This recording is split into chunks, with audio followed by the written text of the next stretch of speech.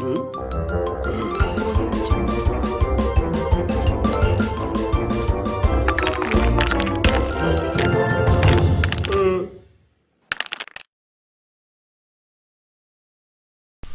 இருக்க எல்லா பொருளுமே சூப்பர் ஆஃபர்ல இருக்கு. லிங்க் கீழ இருக்க டிஸ்கிரிப்ஷன் பாக்ஸ்ல இருக்கு. மிஸ் பண்ணாம வாங்கி என்ஜாய் பண்ணுங்க. இன்றைய காலகட்டத்தில் சினிமாவில் ரெட்ட அர்த்தம் வச்சு காமெடிகள் ரொம்பவே அதிகமாக வந்துக்கிட்டு இருக்கு. ஆனால் அந்த காலத்திலேயே ரெட்ட அர்த்தம் வச்சு காமெடியில் கலக்குன்னு கலக்குனவர் தான் வெண்ணிற அடைமூர்த்தி.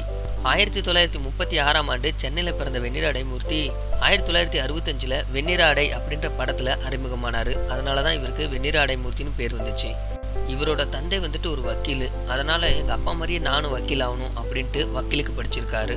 ஒரு டூரிங் கம்பெனியில் வேலை பார்த்துட்டு இருக்கும்போது கோபாலகிருஷ்ணன் அப்படின்ற ஜோதிடர் வந்துட்டு இவரை சந்திக்கும் பொழுது இவரோட ஜாதகத்தை பார்த்து நீ சினிமாவில் பெரிய ஆளாக வருவ அப்படின்னு சொல்லியிருக்கிறாரு. ஆனால் வெண்ணிற அடைமூர்த்தி அதை நம்பலை. 1965 வெண்ணிற அடை அப்படின்ற படத்தில் இவருக்கு வாய்ப்பு கிடைச்ச உடனே முதல்ல ஓடி போய் அந்த ஜோதிடரை தான் பார்த்தாராம்.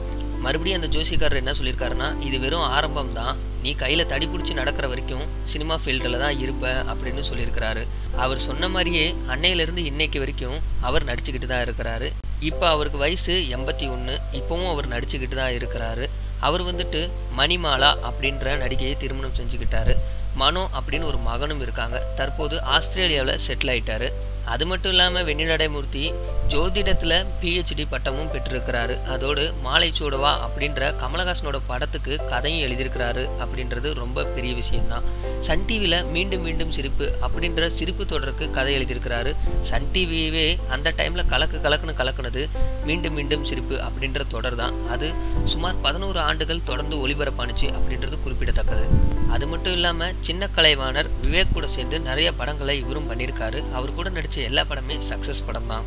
இப்போவும் அவருக்கு பட வாய்ப்புகள் தேடி வந்துக்கிட்டு தான் இருக்குது. ஆனால் ஆஸ்திரேலியாவில் ஃபேமிலியோட செட்டில் ஆகிருக்கிற இவர் பட வாய்ப்புகளுக்காக அடிக்கடி தமிழ்நாட்டுக்கு வந்து படத்தில் நடித்து கொடுத்துட்டு திரும்பவும் அங்கே போய் செட்டில் ஆகிடுறாரு. அதற்கு முக்கியமான காரணம் இவர் வந்துட்டு நடிப்பு மேலே வச்சிருக்க முழுமையான காதல் மட்டும்தான். வெண்ணிற அடைமூர்த்தியை பற்றின உங்களோட கருத்துக்களையும் இவர் நடித்ததுலேயே உங்களுக்கு பிடிச்ச படம் எது அப்படின்றதையும் கீழே உள்ள கமெண்ட் பாக்ஸில் மறக்காமல் தெரிவிங்க. இந்த வீடியோ உங்களுக்கு பிடிச்சிருந்துச்சுன்னா லைக் பண்ணுங்கள், ஷேர் பண்ணுங்கள். இது மாதிரியான சுவாரஸ்யமான தகவல்களை தெரிஞ்சுக்கிறதுக்கு கீழே உள்ள ரெட் கலர் பட்டனை கிளிக் பண்ணி நம்ம தமிழ் ஸ்பீடு சேனலை மறக்காமல் சப்ஸ்கிரைபும் பண்ணுங்கள். நன்றி.